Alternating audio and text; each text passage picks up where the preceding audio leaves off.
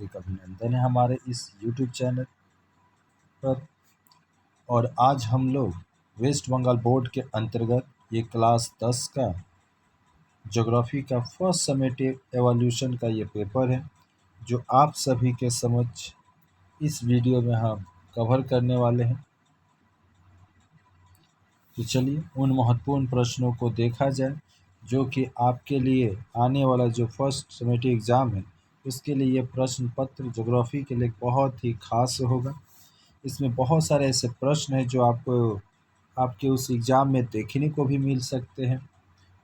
तो वीडियो में आगे बढ़ने से पहले आप सभी छात्र छात्राओं और अभिभावकगणों से अनुरोध है कि अगर वे हमारे इस चैनल पर अगर फर्स्ट टाइम आए हैं तो चैनल को प्लीज़ सब्सक्राइब कर लीजिएगा और बेल आइकन के बटन को प्रेस ज़रूर कर लीजिए, जिससे कोई भी नोटिफिकेशन अगर आप तक इस चैनल के माध्यम से छोड़ा जाए तो बहुत शीघ्र ही आपको प्राप्त हो जाए और उसकी जानकारी।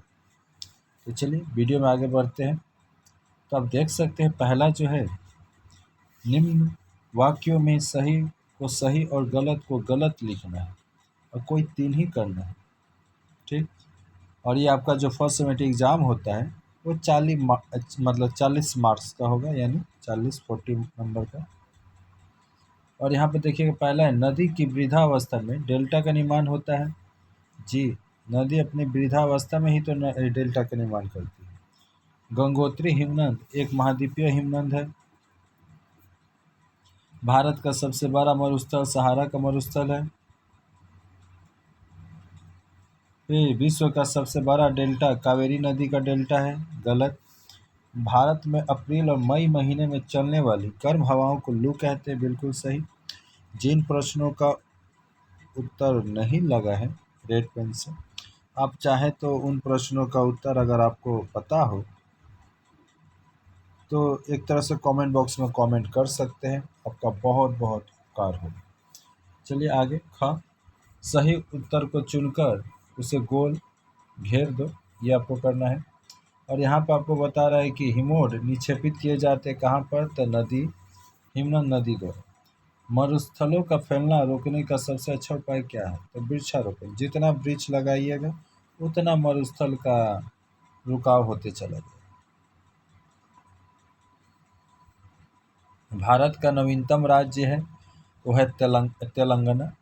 और यहाँ पर आगे आइएगा, निम्नलिखित प्रश्न के उत्तर आपको देना है कोई 7, और प्रत्येक जो प्रश्न होंगे ना उनका नंबर है 3। डेल्टा किसे कहते हैं, पंजाकार डेल्टा का निर्माण किस प्रकार होता है। ख नंबर है, गोखुर झील नदी के किस कार्य के पशु बनते हैं, इसका निर्माण किस प्रकार होता है। फ्यूड की रचना, ग नंबर, फ्यूड की रचना हिमनद के किस कार्य के फलस्वरूप होता है और कैसे होता है। घ नंबर क्वेश्चन देखिए, पवन द्वारा अपरदित पदार्थों का परिवहन कितने प्रकार से होता है, प्रत्येक के बारे में संक्षेप में लिखना है। बजारा किन 2 कारकों की सम्मिलित क्रिया से बनी स्थलाकृति है, इसका निर्माण कैसे होता है। ये बजादा वाला खास है जी, क्योंकि ये जल और वायु ये दोनों के संपर्क से स्थिति मतलब ये स्थलाकृति बनता है। और पश्चिमी मैदान और गंगा के मैदान, ये खास क्वेश्चन आपके लिए रहेंगे।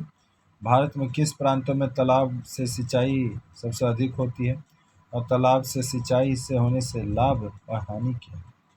हिमालय क्षेत्र में बन रहे उद्योगों के विकसित नहीं होने क्या कारण है। और दक्षिण भारत की नदियों का प्रवाह वेग क्यों है। और भारत की जलवायु पर मानसूनी वायु का प्रभाव, ये भी खास क्वेश्चन है। उधर से आपका डेल्टा सबसे खास होगा 1 नंबर। अब आगे देखिएगा, यहाँ पर दिया नदी के उद्गम और मुहाने की परिभाषा, ठीक। ये 2-2 नंबर के प्रश्न होंगे।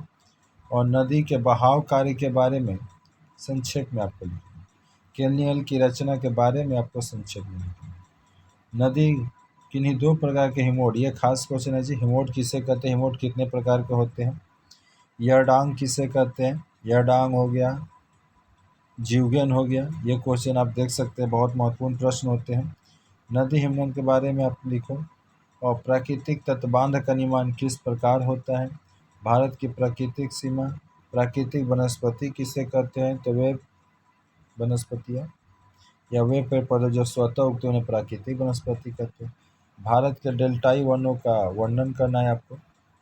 और इस तरह से यह हमारे कुछ महत्वपूर्ण प्रश्न थे, और इन प्रश्नों को आप करके एक तरह से कहा जाए तो अब आने वाला जो एग्ज़ाम है उस एग्ज़ाम में आप अच्छे नंबर प्राप्त कर सकते हैं। तो अगर ये वीडियो अच्छा लगा तो चैनल को अवश्य सब्सक्राइब कर लीजिएगा और बेल आइकन के बटन को प्रेस कर दीजिएगा, जिससे कि कोई भी नोटिफिकेशन अगर आप तक छोड़ा जाए तो सबसे पहले आपको प्राप्त हो सके। तो इस वीडियो में इतना ही। फिर मिलते हैं किसी नए वीडियो में एक नए टॉपिक के साथ। तब तक के लिए जय हिंद, जय भारत, वंदे मातरम। वीडियो अच्छा लगा तो शेयर करें। Bye bye, see you.